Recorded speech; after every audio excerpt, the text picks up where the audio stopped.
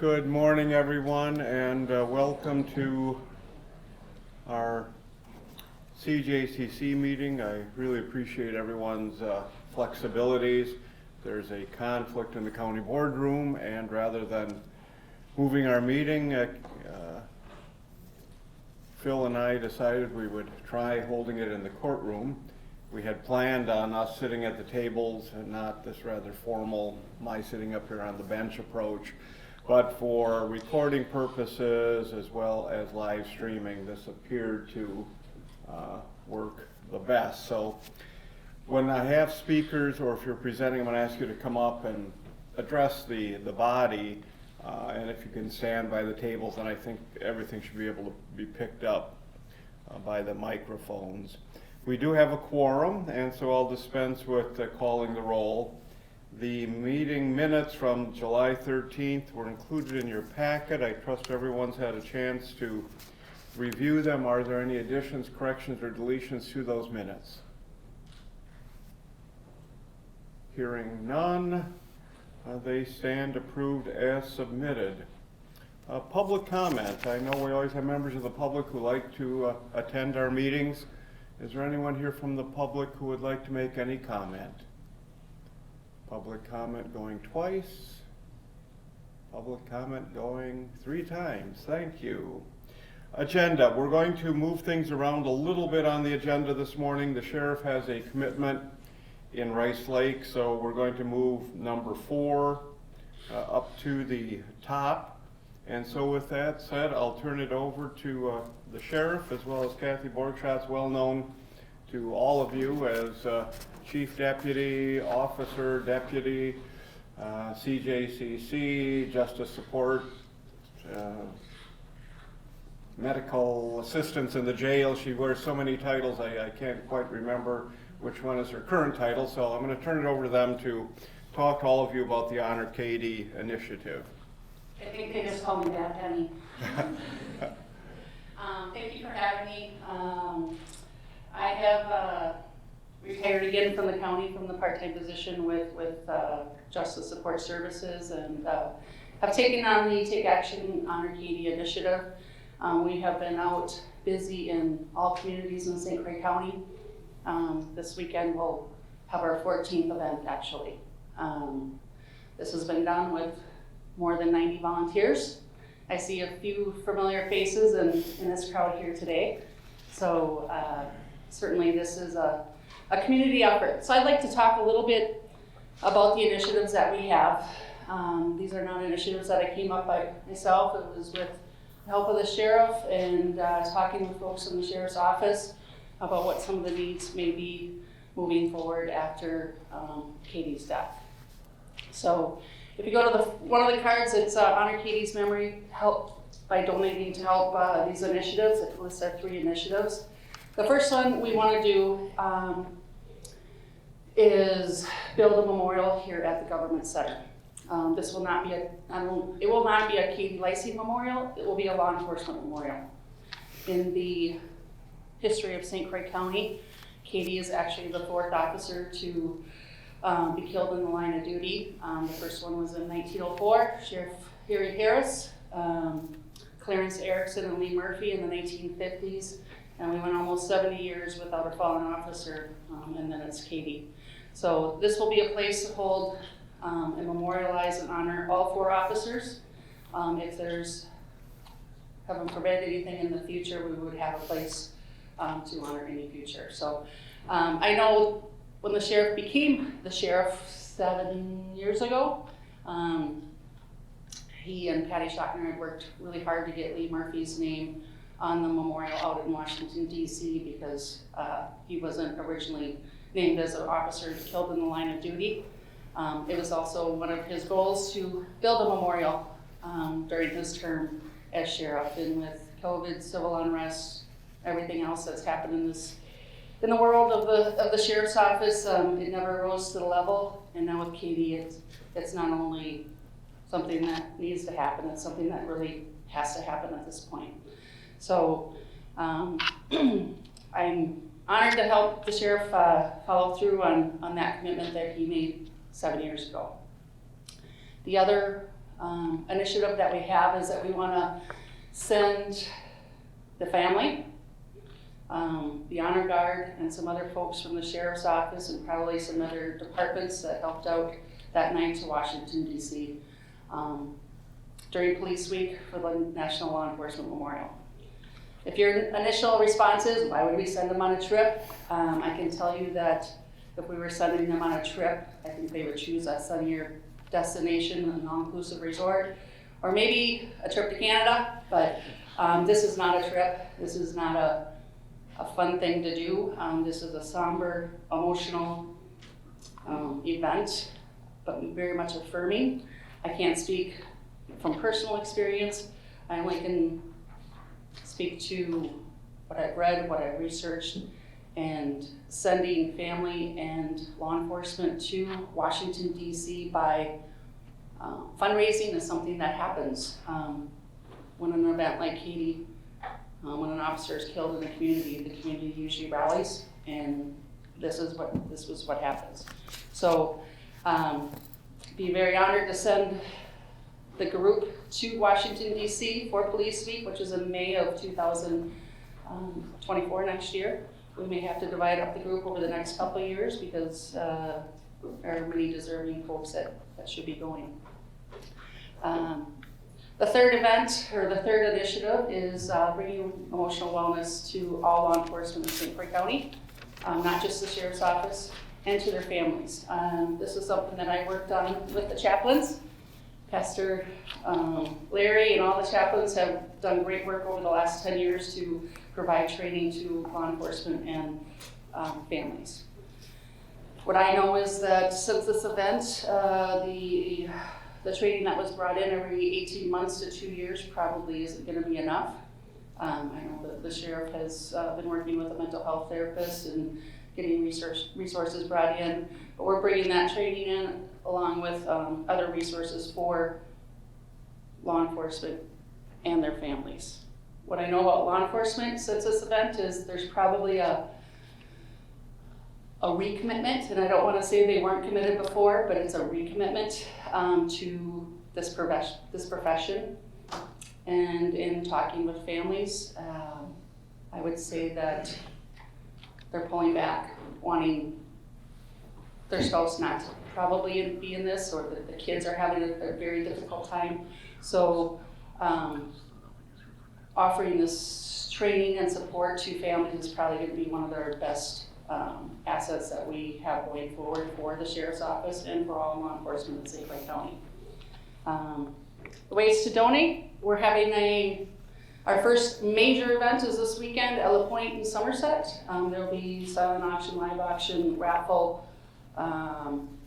Be a great event. It's going to be very much a warm day, and we're anticipating a lot of folks showing up. We have another one October 14th at Roosters outside in Richmond on County Road T. Again, it's the same kind of lineup: live auction, silent auction, raffle tickets, and we're getting a lot of things donated for that. If there are people that want to sponsor any of these events, certainly get a hold of me. My contact information is on the back of the sponsorship opportunity card. And you can sponsor either the event itself, starting at $250, and it goes up from there. If folks want to be a corporate sponsor, which could be an individual as well, the significance of that is anyone that donates $2,500 or more to this initiative, there will be a place at the Law Enforcement Memorial at the Government Center here that you're going to be a major donor. And you'll be memorialized in that way at the memorial site. So that is my shtick. This is what we've been doing. Like I said, we've had over 90 people volunteer for these events. I would say that nearly half have volunteered 2, 3, 4 times as we've crisscrossed the county trying to get into every community and spread the word. So I hope to see a lot of you there on Sunday. Sunday 2 to 6 at La Pointe in Somerset. Anything else? No, Kathy has done She was chief deputy, she does all the heavy lifting, and I'm just the eye candy. She covered everything very well. We've got a lot of wonderful support from the community. And yeah, these are big events for us, and it's as much getting her name out there. And I know her family's coming up from Nebraska on Sunday, so yeah, should be a very good day. A lot of donated items. So, if there's any questions for Kathy or myself about any of the projects we're working on, we do have a family event, officers, next week. Trying to do that secondary, pull everybody together again, and so we're coordinating that for families and staff for our wellness component, so we need to keep working at that. Any questions of the sheriff or Kathy? Certainly, we commend your efforts as well as your commitment to this project. And again, if there's anything that this body can do, to support that, I certainly would encourage any member who has interest in volunteering to contact Kathy or the sheriff. But we'll look forward to updates as the project gets up and going. So thank you for this effort. And if anyone didn't get one of the handouts, I know Kathy has some additional ones. Thank you. Next item on the agenda is to identify the membership for our new Child Welfare Juvenile Justice Subcommittee. I appreciate those who we contacted and their willingness to serve on this new subcommittee. Initially, I'll be coordinating the soft handoff, hopefully to someone else who will serve as chair. Carl Anderson from the District Attorney's Office is going to be the DA representative. Abriana Dolphy, who is here today, is with the Public Defender's Office, and she'll be that representative. She's very active in child protection as well as juvenile justice cases in the court, so brings with her that experience and that background. Michelle Lesha, who is one of our supervisors with Children's Services, is going to be on the subcommittee. Anjali Patel, who was a former public defender and has recently now taken on a position with Corporation Counsel, as they will be taking over formally as of January 1st, representation for the public interest in child protection cases. I just signed an order the other day that Anjali will be a special prosecutor with the DA's office starting, I think, in November, where again that handoff from Mr. Anderson's office to Court Counsel will occur. So Anjali is going to be on the committee. Lisa Plunkett from Child Support. Kate Avalos isn't here, but I know she is coordinating a representative from the private bar. Sean Kinsella, who is with the CASA program and is our director, is going to be on the committee. Teresa Beyer, well known to many of you, is our contracted guardian ad litem in child protection cases. And then finally, and with great appreciation, Sue Garrity, municipal judge in Hudson, who has been extremely active in trying to come up with creative ways to deal with juvenile justice issues on the municipal court front, as opposed to just extracting a fine and other types of more punitive measures. So Sue has really been creative, and so I really welcome her expertise to that body. Certainly if there's anyone else who's interested in attending, we always welcome that. We may expand the membership depending again on what other initiatives we pursue and if we think we need some outside engagement, but that for now is the body, and we'll get in all likelihood organized in our first meeting in October. Next item on the agenda is full council member addition and reappointment. Executive committee met, and we have identified and are appointing Amber Hahn to replace Agnes Ring, who retired from her position. And Amber volunteered. She submitted her name. We had a couple of other people who we were considering. But Amber's here today, and so we welcome her to the body. By way of background, long tenure with St. Croix County Assistant District Attorney. From there, she went down to the Department of Justice and was an Assistant Attorney General for a number of years. I had the pleasure of having her appear in front of me in that capacity in a very serious homicide case out of Rusk County a few years ago.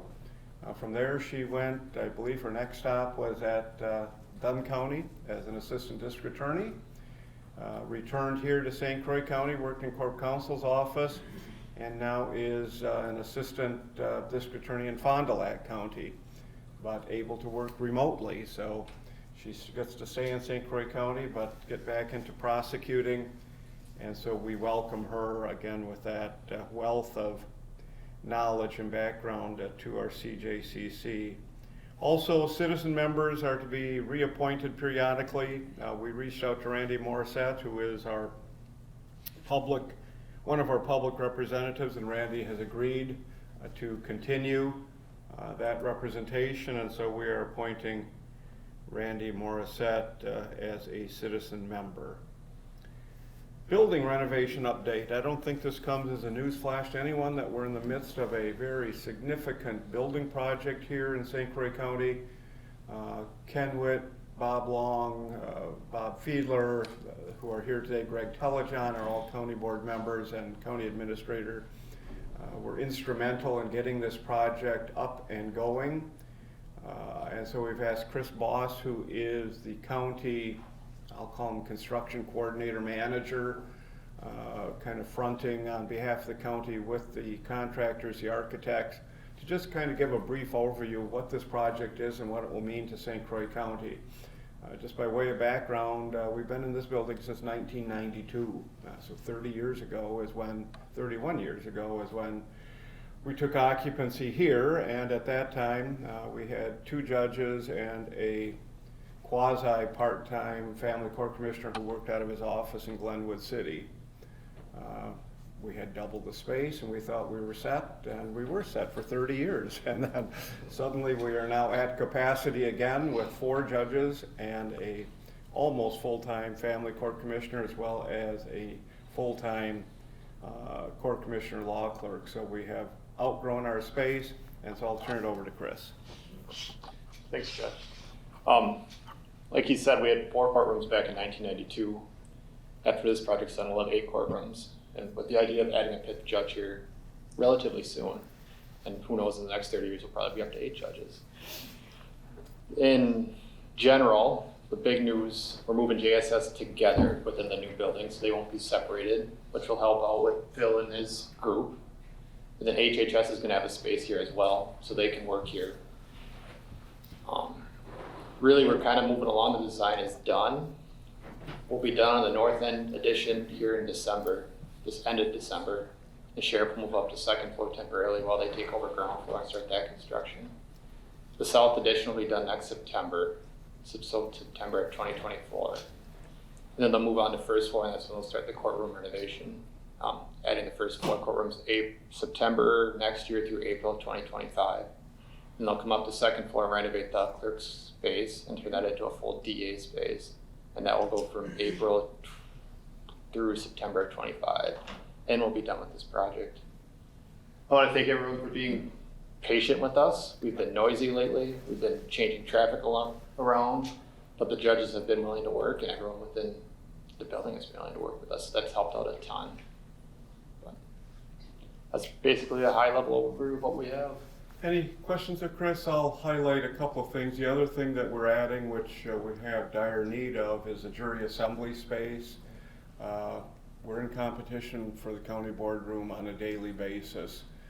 That is really the only meeting room in this entire building.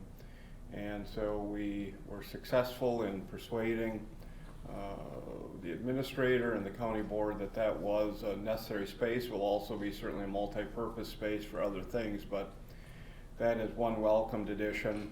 The other major component, at least from the standpoint of the courts, is currently when we have people in custody who need to see Judge Waterman or Judge Nordstrand, who are the bookend courtrooms, we have to physically transport them through that door or through Judge Black's courtroom through a similar door out into the hallway and to their respective courtrooms.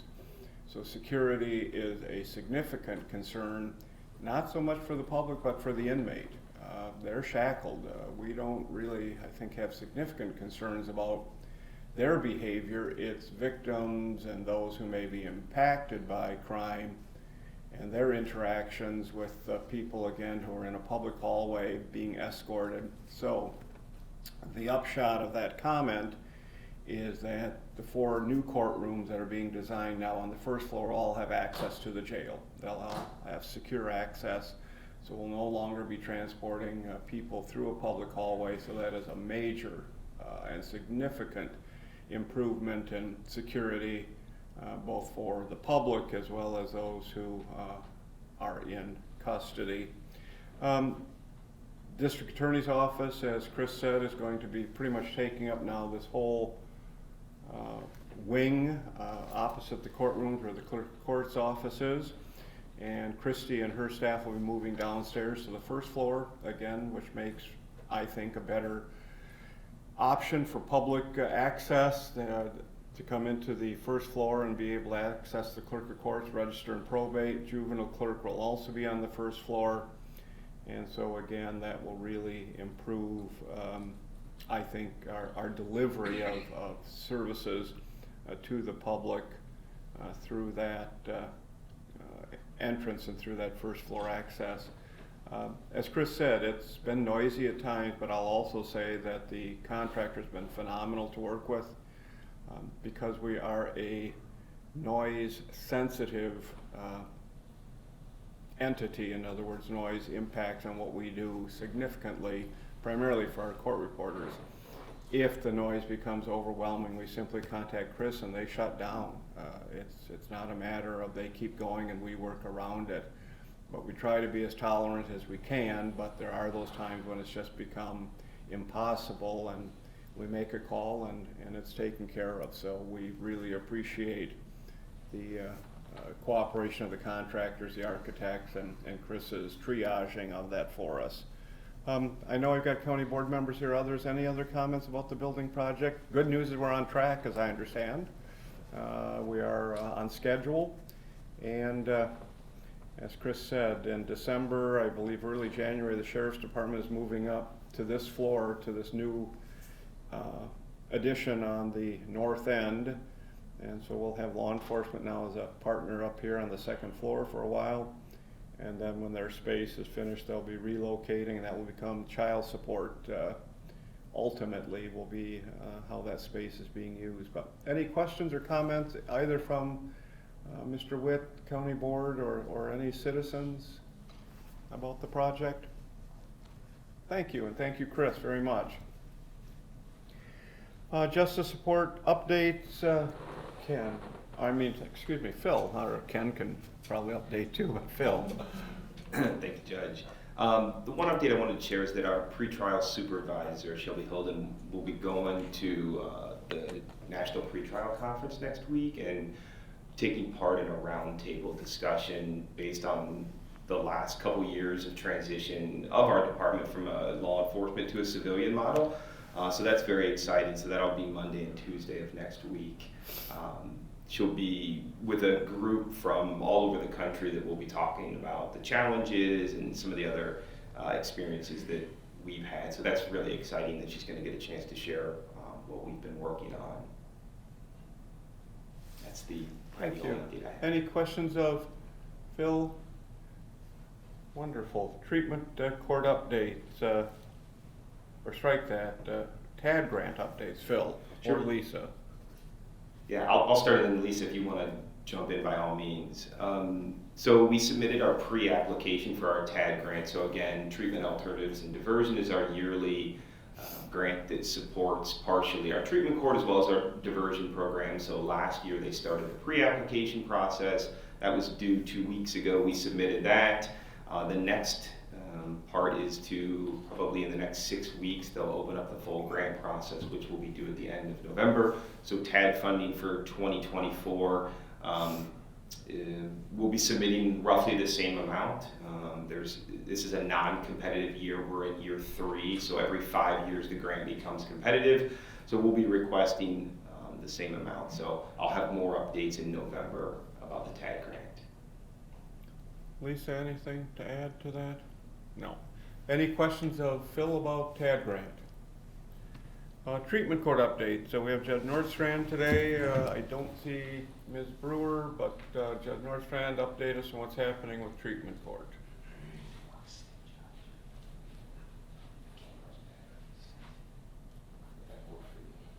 All right. So treatment court now has about 9 participants. We're at a relatively low stage at this point where numbers are going up. And so we've got 3 or 4 folks that have applied and are in process. So our goal is ultimately to get back up into the 20-person range or thereabouts. That's what our capacity is, 20 to a little bit more. A couple of things that occurred to me about treatment court since we last talked. One, we had a participant who passed away.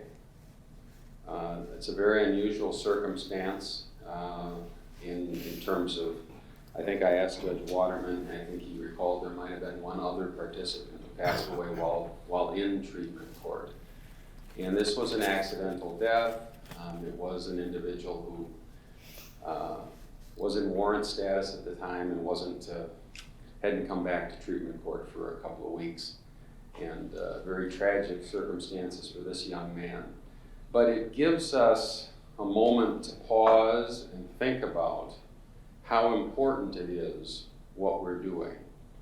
And that it can literally be a matter of life and death with some of these folks that are in treatment court, probably all of them. So once again, I as a treatment court judge, and I think I can speak for all the judges, are very grateful for the county's support in providing this program as a means and a way to address addiction in our community, and in particularly those that are involved in the criminal justice system. So on a more positive note, I saw the presentation about Deputy Katie, and I noted that one of our participants works at a facility. He told me about this just this week, at a facility that does tombstones. And he had been charged with and was quite honored to have prepared a memorial stone for Katie that apparently is going to be used here somewhere. He didn't know exactly where, but anyway, he's doing very well and is very valued by his employer, and that's generally the norm. We're having good progress, but it's sort of the bookends of good news and bad news. Now, a couple of other things I wanted to mention.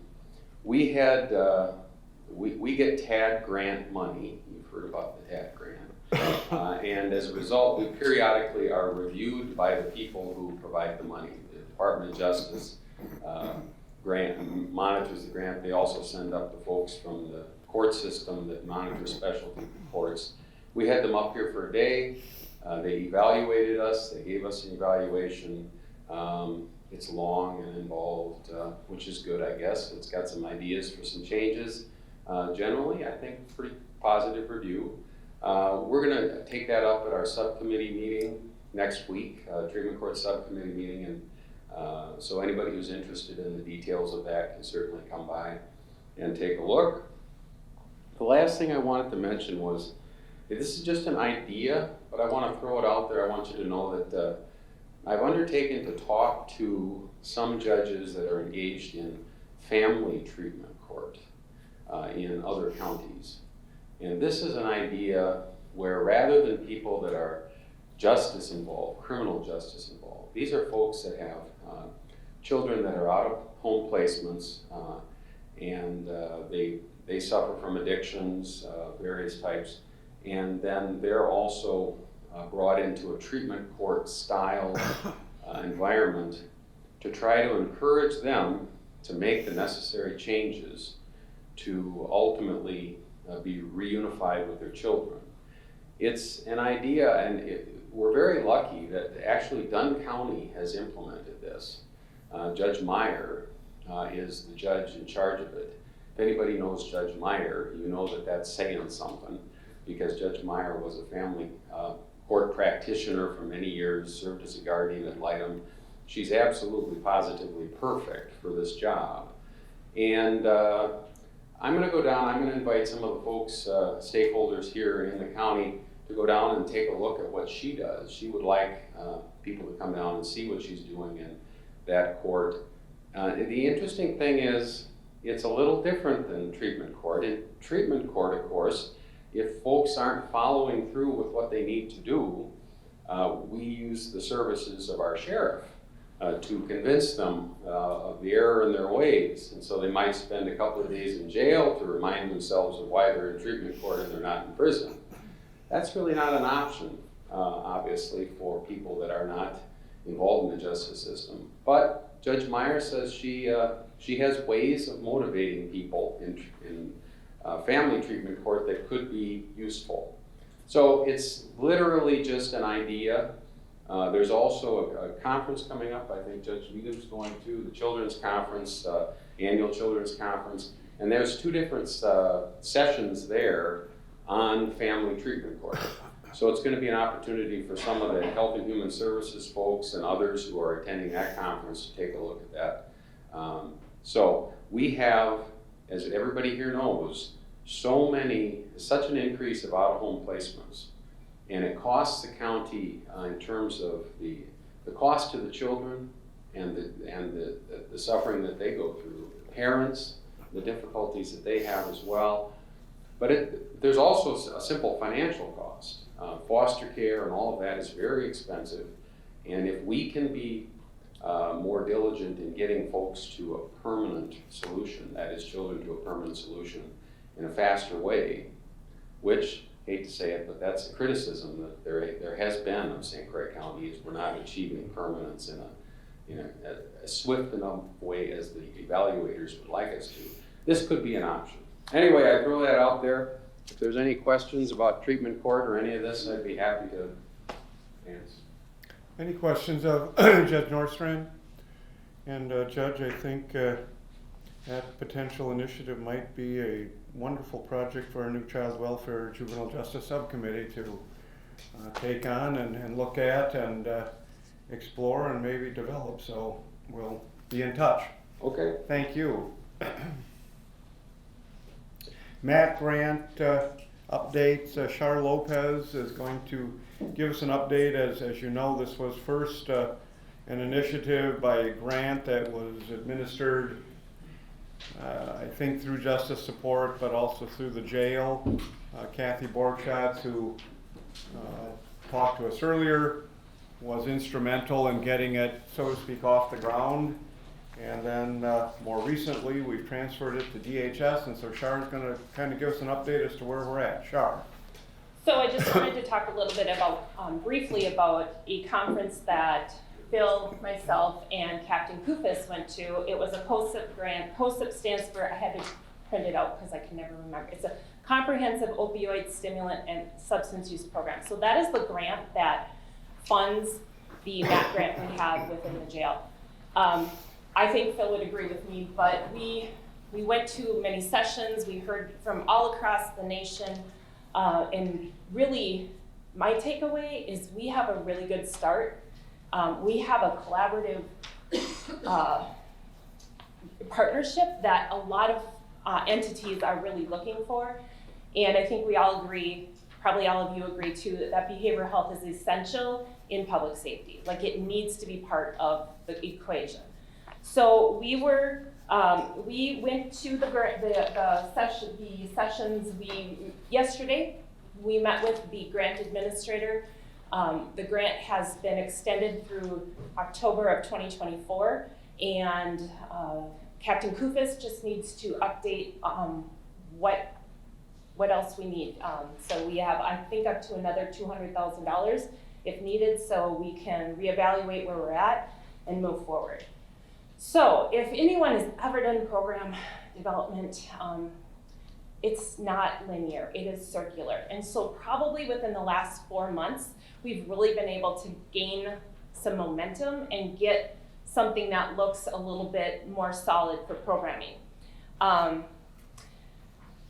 So right now we have, and this is really truly all thanks to Kathy Bergschatz and her work, because she really worked from the ground up and getting it going. So currently we have, in conjunction with the jail staff, the jail nurse, behavioral health has a behavioral health nurse and a psychiatrist that provide the medical evaluation and the prescription for the medication. We have a jail social worker who provides some of the education, the screening, and the release planning. And we also, on the other side, we have a community case manager that's paid for by the ARPA funds to help pull that release plan into the community for that continuity of care. We also have the other piece of that continuity is Dr. Plotz is our psychiatrist and Heather Stoltz is our nurse. So if that person wants to continue services, medication-assisted treatment services within the county, they're the same providers, and they can get them on the schedule, and they can get them just seamlessly back into services on the other side. So Captain Kufis had given me some numbers yesterday. He had indicated that currently they have the medication the medication that they provide, one is the naltrexone, which is the pill form, which is incredibly less expensive than the injection form. So the pill form is given while they're still incarcerated, and then when they're ready to go, they get the injection, and the injection lasts up to 30 days and assists with the cravings of the substance. So we are currently we're using the naltrexone and the Vivitrol within the jail setting. There have been 11 participants who have participated in the oral naltrexone. 7 have opted for the Vivitrol injection. There's 2 current participants who are on the oral naltrexone, 2 on the Vivitrol injection, and there's also a component to this where they do the reentry follow-up, and there's 2 participants they have that look like they're continuing with the MAT.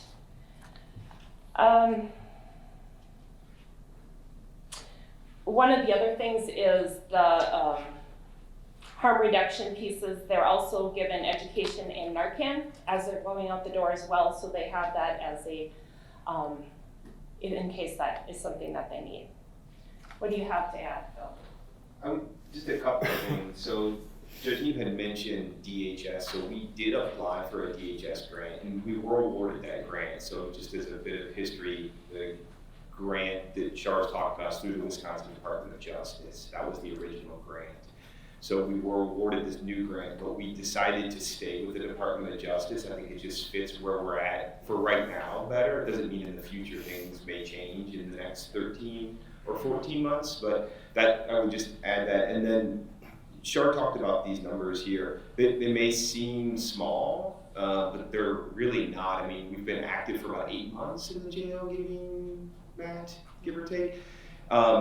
This is a voluntary program. I think that's another important point. You know, we want to make sure that we're stressing the voluntariness of it. And so I think these are really positive numbers, especially with the reentry part, that we are seeing people follow up with our case managers.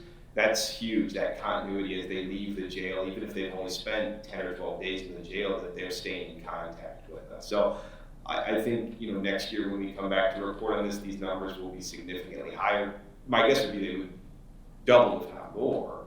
And then my hope is that those reentry numbers will also be really solid, and we'll actually see people that we've been tracking for like a year. I say tracking, that's kind of falling out of for a year. But no, I think, Char, you're spot on with what you said. I would agree. In listening to the other counties and municipalities throughout the country in DC the other week, we are in really good shape. I think for me, one of the important things is sustainability. So this grant is wonderful. I think it takes us up through about 2025, but I really want this grant to continue. Kathy did a really great job of getting it up off the ground. It's got a lot of positive impact on our folks in the jail. It's a really nice collaborative project between behavioral health and the justice system. So hopefully we can continue that momentum moving forward, and we can sustain this as a county, for years to come. The one other thing with the follow-up call to the POSIP grant administrator yesterday is they're really looking to expand not just to those who require or want the medically assisted treatment, but to everyone in the jail who has a substance use concern. So that would be the focus for the next year is how do we expand it and what do we need to be able to do that. Any questions of Shar or Phil? Yes, Bob. Sure. Can you talk a little bit about the state opioid response grant that we just received and how that might supplement areas that this grant doesn't cover? That's a great point. So we were able to, we have a $260,000, I think, and we are able to really butt up our grant to what the COSIP grant is to help with that continuity piece. We can help pay for residential treatment. We have proposed transportation pieces in there, things that I have that gap in service piece. We could be able to support some more recovery housing as they're coming out of the jail. So trying to widen that safety net a little bit better than we have. Any questions of Shar or Phil? Just kind of extensions of that and not tied to the mat, but we've been also talking to the sheriff, and I know the sheriff's been talking to DHS about having Narcan available in all of our courtrooms, as well as in the hearing room, as well as in the clerk of court's office. And the upshot of this is that we had a young man appear for a hearing a couple of weeks ago, and his attorney alerted him that he would be taken into custody after the hearing because he had an outstanding warrant from another county. He apparently then went to the bathroom and came into the hearing and collapsed during the hearing, thankfully.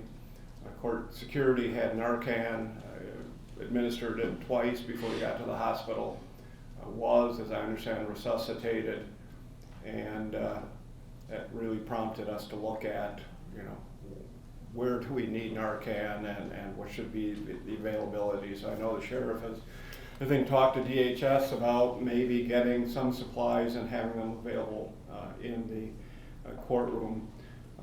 Kind of again as an extension of that, Phil has been working with DHS and others to start hopefully a testing location in Richmond. Currently when we have people test for bond conditions or in some of our child protection cases, they have to come to Hudson because that's the only location currently where we can offer testing. I would say that the significant portion of our population is from New Richmond, primarily because we offer human services there. We have an abundance of low-income housing. We have Grace Place and other types of assists. And so a disproportionate number of people who potentially need to test live in Richmond and some of the surrounding communities. So Phil has been working to try to find a space and allocate staff to do some testing in New Richmond because people have transportation challenges. I mean, these aren't people who have driver's license, they don't have jobs, they don't have reliable sources to get them here. So these are kind of all upshots, I think, of our desire to do more and to get more into the community, more awareness in the courts and otherwise. So thank you to both of you for attending the conference, and we'll keep everyone posted as to some of these developments. Thank you. Wins Saves grant discussion. I don't have a clue as to what that is, but we've invited Chad Wolski. Chad is a longtime employee with the Child Support Agency, was director for a while and then went back to being an ongoing worker. And so he's going to inform update us as to what the Wind Saves grant program is. Mr. Wolski. I appreciate it. They just pushed me back into coordinator as well, so I think they're gonna have me do a few more of these. Heather Jensen's really been sort of the key part of this. She's out sick today as well as our fearless leader, Lisa Plunkett's out ill as well. I'll just give a brief overview, sort of where we're at in the process and what to expect going down the road. So we're in year one right now. We're conducting research, sort of gathering data. Year 2 through 4 is going to be implementing and refining our interventions. And year 5 is developing a sustainability plan going forward. What we found so far is most victims of domestic violence want to pursue child support if they can do so safely. That domestic violence can come up anywhere during the child support process. It's not initially always at the initial paternity establishment or at the divorce. And in order for survivors to do good safety planning, they have to know what the child support process is and complete information on what's going to happen at each stage. Also, the individuals that are doing the harm need services to hopefully end the cycle of violence. So those are sort of the key goals of the Wind Saves grant, because the primary reason survivors of domestic violence go back to abusers is because of the lack of financial resources to live independently. And child support is one of the most successful programs in the country in eliminating poverty or anti-poverty programs. So that's sort of the overall goal of what we're looking for, is to make the child support process a lot safer for victims of domestic violence. So where we're at now, we haven't gotten the formal contract that outlines some of these things, which has been an ongoing issue over the first year. But they recently appointed Amy Van to the SAVES project manager, and she formally started that position on August 27th. That's just a few weeks ago, so I think she'll finally formalize the contract piece of it, and that's going to open our doors on how we can spend the money going forward. Heather Jensen's going to be starting to train unit staff, and then we're doing our mapping along with the WINS team going forward, essentially laying out what the child support process is, where there's potential safety concerns along the way for victims of domestic violence, and where we can refer our clients for services along the way. We've already met with Turning Point, we've met with restorative services, we've met with economic support, and as we map our process out, Heather's going to be contacting those partners to make sure that those pain points, we can either have advocates coming to court with some of our victims of domestic violence, if we need to refer our clients that are doing the harm for services, that we have a way to do that to restorative services, and then we'll have to collaborate with the courts with this whole process, because the whole child support process is mostly judicial in nature. So it's us, Kenosha County and Brown County are the counties in St. Croix that are piloting it, and the goal is to push it out to the state after we develop sort of the plan and the mapping, and then push it out nationwide. So we're sort of on the lead of it right now, and it's to make sure that we can provide safe and effective services for domestic violence victims. Thank you. Any questions of Chad about that initiative? Again, just to piggyback a little bit, domestic violence is about control, and oftentimes financial control.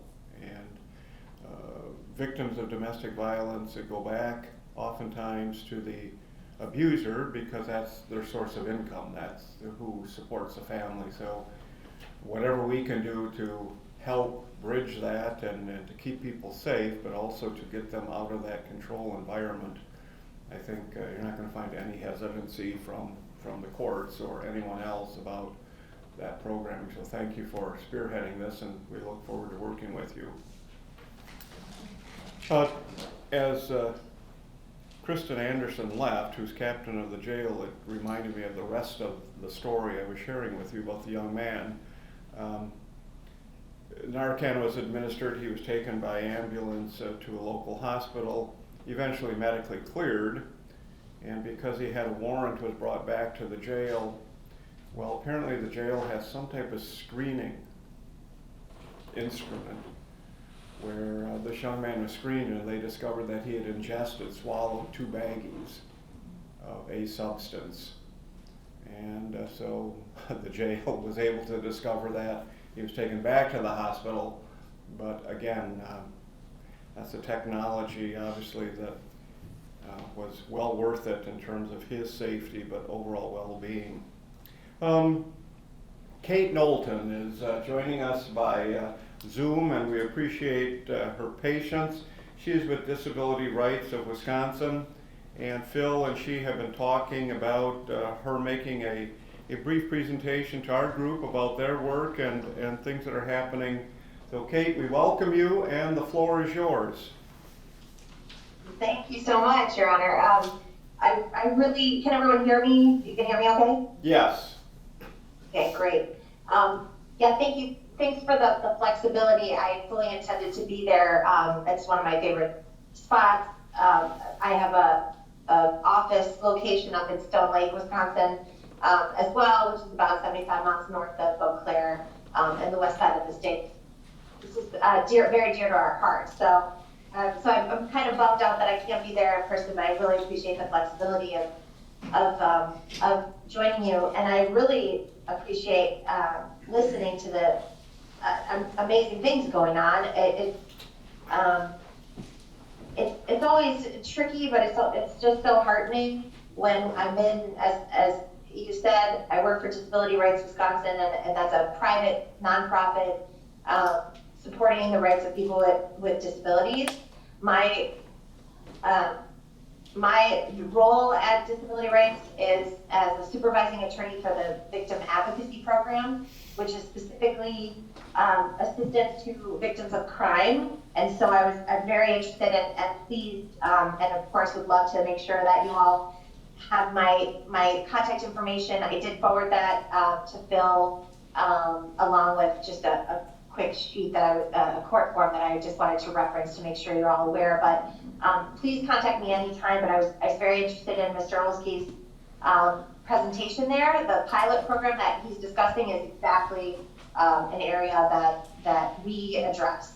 And it's exactly right. So for Your Honor to reference the fact that domestic violence is about control, that's what we find in one of the reasons that I was drawn to working with crime victims is because it's perpetrators exploiting people with vulnerabilities. And so as we know, the social constructs of the social safety net that we have for people who are vulnerable, like children, and then specifically, sometimes you have people that are put into a situation that makes them more vulnerable, whether it's by their own design or circumstances or whatever, and then you've got perpetrators that exploit that. So unfortunately, what we've found, statistically speaking, is people with disabilities, because that's an additional vulnerability that can be exploited, are then indeed exploited up to 17 times more often in terms of the statistical realities as crime victims.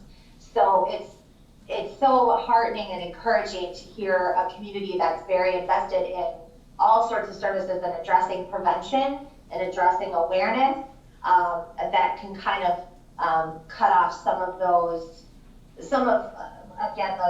circular unfortunate patterns of just the exploitation. Because until we can address that and recognize that vulnerability in one context can be addressed and bolstered in ways that don't make them exploitable. So the criminal justice system is unfortunately a really tricky system for that. And it's really nice to hear your conversation this morning and the presentations, all the different programs that you guys are all undertaking.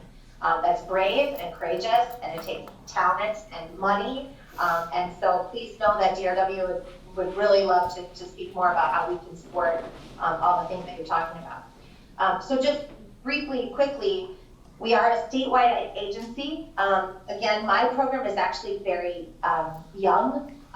We've only been doing victim advocacy inside the criminal justice system for the last 5 to 6 years. But DRW as an agency has been around since the 1970s. Specifically, it's attached to the federal program of requiring that every state has an agency identified to advocate and protect. That's their word, protect and advocate. So it's a P&A for people with disabilities. So in the state of Wisconsin, that's Disability Rights Wisconsin. So we are required to be that independent kind of monitor, watchdog, advocate for anyone with a disability who runs into any kind of problem. So that comes whether it's benefits, treatment, segregation, accessibility, all those things. And that's what Disability Rights does. So we are actually located in the ADRC, the Aging and Disability Resource Centers, which, as you are aware, are required in every county as well. I did put together just a quick little one-pager that hopefully you all can have access to. If I will just ask Phil to forward that. Because what I found on there, he told me I had 10 minutes, and I definitely want to respect that. But I'm happy always, please, I put my contact information on there, so if I say something that you have a question about or that you think I could be helpful with, please do not hesitate to call me or just the general DRW line at any time. That's exactly why we're here. We work with everyone. Individuals can call us, agencies can call us. Everything we do is free of charge. So all my contact info is on there, but I put kind of a tier of links that I have found that I think are just excellent. The first one is the federal link. So as you know, people with disabilities, the kind of enforcement arm or the standard for accessibility there is directed by the Americans with Disabilities Act and the follow-up amendments to that. So there's a wonderful link that just gives you, starting even with case law from 2021 about all the accessibility things that are required or expected at, from a federal enforcement standpoint. But then I also put a link to the Department of Health and Human Services for Wisconsin. And then finally, straight up, and I didn't have to link this for you all, but your own St. Croix ARC is an excellent resource. I played around a little bit on the website, and that's another way that you can get directly to us. It also demonstrated that you all are definitely invested and have a very good handle on this. But the intersection for people with disabilities inside of the criminal justice process has been checkered. Let's say that. Let's say checkered. So it's a Thursday morning. We don't want to get controversial, right? So the other sheet that I provided for you is just a single page ADA accommodation form, which is accessible to anyone. It's just a regular circuit court form. So anyone who is interacting with actually the court system, I should say, but certainly in your roles inside the criminal justice system, it's really good to be aware that it's very straightforward and simple to make sure that you're just making all the pieces, all the complicated and scary and intimidating pieces of any criminal justice process accessible. And frankly, the best way that we have to encourage that is just by reminding all of us that we're all going to age. I mean, you're older right now, I'm sorry to tell you, than you were 10 minutes ago, right? So we're all in that process together as humans. And so disability is a reality of that. And when we address accessibility and ensure universal accessibility, we're simply kind of bolstering and benefiting everybody. Because regardless of whether you have an identifiable or a categorizable disability, where there might be specific modifications and accommodations that could be helpful, when an agency, a county service, a law enforcement officer, a prosecutor attempts to make sure that the process is accessible, just universally accessible, and it's not hard, and generally speaking, and that's just an attitude thing, right? So the best I guess, way that I can say to not be, I guess, scared off by or limiting your own effectiveness with anyone with a disability is to simply ask. To simply ask the person who you're engaging with, you know, do you have a disability that you identify for yourself? Or is there some way that I can make this easier for you to understand? Because I think the physical accessibility issues, those are pretty straightforward, right? It might seem frustrating, but putting a ramp over a step doesn't hurt anyone, and it actually just increases the accessibility for everyone. But those are pretty straightforward. So the tricky, more struggling places have been, again, what I've already heard addressed in this meeting, which is the behavioral health, the mental health, and some of those limitations or those interferences with people's understanding and ability to access and hopefully participate in the criminal justice process. So defendants and my program, because I'm funded by VOCA, which is the Victim of Crime Act, we're not allowed to advocate on behalf of defendants in my program. DRW, of course, does, but my, I guess, area or experience comes specifically from victims' rights. But remember, too, you're talking about jurors and witnesses and anyone that you need to have you help out to better understand some part of whatever the criminal justice process is that you're going through. And all of those people, all of those members of the public, in whatever capacity they have, are entitled and do have that legal expectation that the criminal justice process is accessible to them. So that's what DRW, is supposed to be assisting with. We certainly are. I'm super proud to be a part of that agency, but I'm so pleased and just appreciate the opportunity to come and listen this morning to hear about how we can all help each other, and there's all these other complementary programs that are really assisting and making sure that we're kind of humanizing the criminal justice process for everybody. And just a really quick word about the child support, what Mr. Olsky was talking about. That is so critical. The court processes and the judicial processes, and again to Judge Needham, so helpful to know that the judges are aware that it is the system that sometimes in those cycles can be weaponized against a survivor. And so the recognition of that by prosecutors, the recognition of that by the judiciary is key to making all of this a lot better for survivors. So thanks so much, and please feel free to reach out to me, or just like I said, to DRW for any of its other programs. But thank you for letting me come today, and I really appreciate your time. Thank you. Any questions of Ms. Knowlton? It's not a question, I guess, it's maybe more of a, what is your sense? What we're seeing, at least in the criminal justice arena, is really a proliferation of financial exploitation of folks who are disabled, primarily through internet scams, phone scams. I had a law enforcement officer tell me the other day that he's working with some elderly woman who has some disabilities, and she's out $200,000 plus.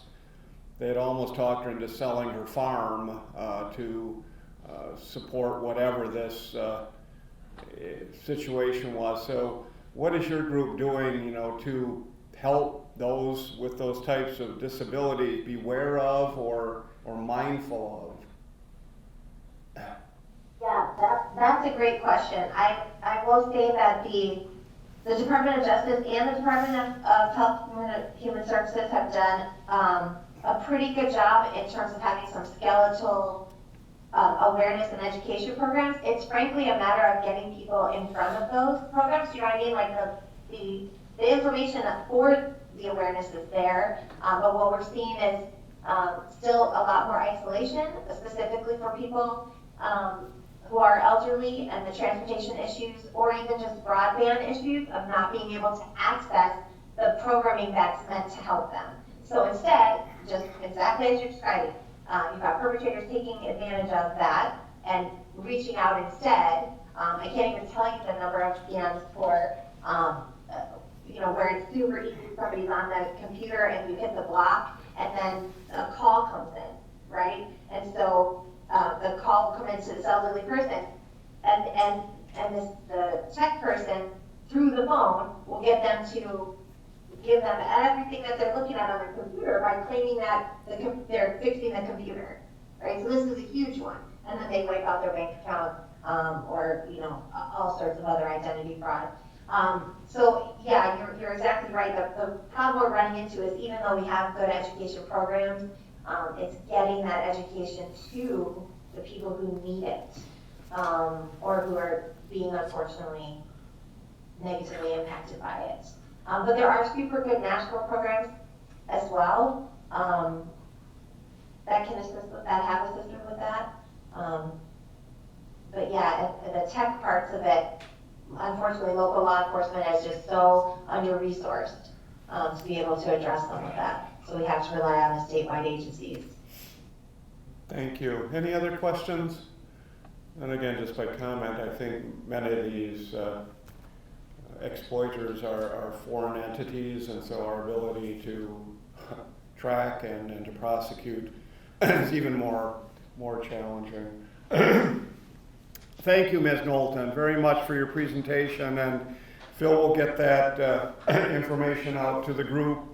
And I know ADRC obviously has access, as well as I know our local hospitals. So I really appreciate what you're doing and your presentation today. Subcommittee reports, Executive Committee, its next meeting on October 26th, at noon in my courtroom. Criminal Justice, Judge Waterman, unfortunately, is tied up in a 2.5-week trial, and so was unable to be with us today. And their next meeting is on October 9th at noon, and I know they've begun this process of system mapping within the criminal justice system. And Phil, anything else to add from there? No, I think that covers it. Thank you. Treatment Court, we heard from Judge Nordstrand. Their next meeting is September 26th at noon. Domestic Violence, Judge Black likewise had a commitment today, and their next meeting is on October 25. Is there anything to report out of that? No, I think I've been talking with Eric Allen, I think the DA's office is going to give a quick presentation about how they handle domestic violence cases. Thank you. And then last but certainly not least, behavioral health. Bob, what did you have to report for us in terms of your white paper and other issues? Sure. Thank you, Judge. Good morning. Our Behavioral Health Subcommittee met last in July, the end of July. We'll meet again September 25th at the Services Center. In the last meeting, we did focus on the white paper, where we're looking at mapping out existing services around that population that interfaces with law enforcement or the criminal justice system, all of the available resources that we have in the county that we currently apply towards this population, but really examine how and where those gaps exist, either in funding or with respect to coordination between the different kinds of efforts that we're making. The work group consists of representatives from law enforcement, from the hospital system, from behavioral health, Ailey Peterson from Western Wisconsin Health, Chief Young from River Falls, Pete Van Dusarts, myself, and Dr. Gollick. And I'm leaving someone out. Randy, maybe? Might be another. Yes. So that work group is an ad hoc committee that's meeting, or work group that's meeting prior to all of the behavioral health subcommittee meetings. And we'll meet again on the 25th.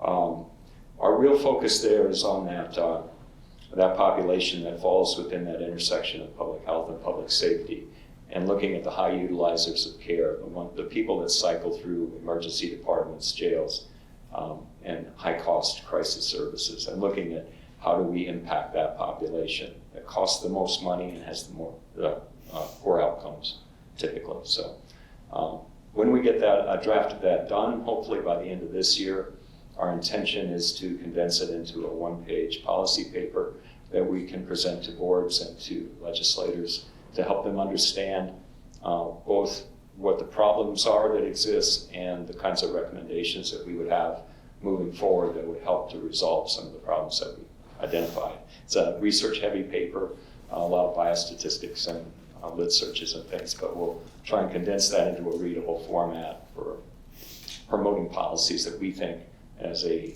subcommittee would be helpful moving forward. We also talked a little bit about the withdrawal management project that we began with in partnership with Western Wisconsin Health. This is an outpatient withdrawal management project that's funded through ARPA dollars. It began in June, and since ambulatory withdrawal management doesn't really resonate with people in terms of recruiting or marketing it, we're working on, Natasha Ward is working on a RAC card that is a very clear and concise definition of what this project is, and it's renamed as Recovery Support Services through Western Wisconsin Health. But essentially, this is an opportunity for anyone in acute withdrawal or with severe substance use disorders who present at the hospital, where they can be seen by a physician, a peer recovery specialist, or a certified peer specialist, behavioral health professionals in the moment, and then receive ongoing clinic care throughout the week, where medication-assisted treatment's an option, as is other behavioral health and primary care needs can be met. We talked a little bit about coordination between hospitals and community providers and some of the credentialing needs, some of the just planning and coordinating there. And am I leaving anything out? Yeah. That's kind of the gist of it. All right, thank you. Any questions or anything? Any questions, Bob? I was just wondering when you expected to have that paper completed by, or do you have a deadline? Our goal is to have it done by the end of December with a one-page policy paper ready to present in early next year, so that we can be ready for the next legislative cycle. Thank you. Thank you. Any other questions of Mr. Reardon? Thank you, Bob, very much. That completes our formal agenda. Again, if you have ideas or suggestions for future agenda items, Phil and I and executive committee are always looking for your input. We try to introduce new topics, but also support ongoing projects. So if there's things that you would like, let us know. If there's any members of the public who have ideas or suggestions, never hesitate to contact. I'm not aware of any correspondence or announcements, Phil. Thank you. With that said, our next meeting is November 9th. We will be back in the county boardroom. Thank you for appearing here today in my courtroom. And with that said, we stand adjourned. Thank you.